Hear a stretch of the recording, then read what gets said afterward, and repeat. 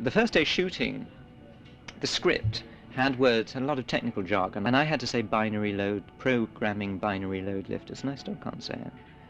And we must have done maybe 5 or 6 takes before it occurred to me it didn't matter what I said, because my lips weren't moving. Sitting down was impossible in the costume.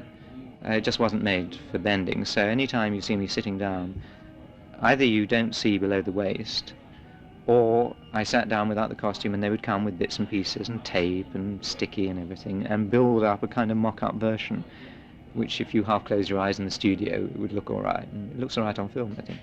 I had this terrible leaning board, a kind of medieval thing with arms, that allowed you to recline at about 70 degrees and was very little use at all, because all the weight still went down to your ankles, and it was like walking around with a great barbell all day, you know, by the end of the day, wow.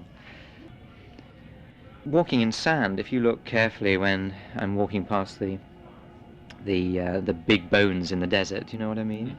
Mm-hmm. You can see that I can barely move, and in fact, just as I got round the corner, I fell over for the only time in the film, and was found sticking completely stick-like at an angle with my arm at 90 degrees sticking into the sand. So there I was, propped up on one arm, which stuck right into the sand, and they just came, because once fallen down I couldn't then retrieve myself at all.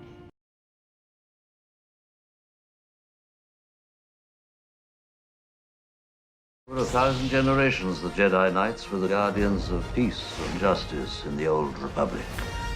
Before the Dark Times, before the Empire.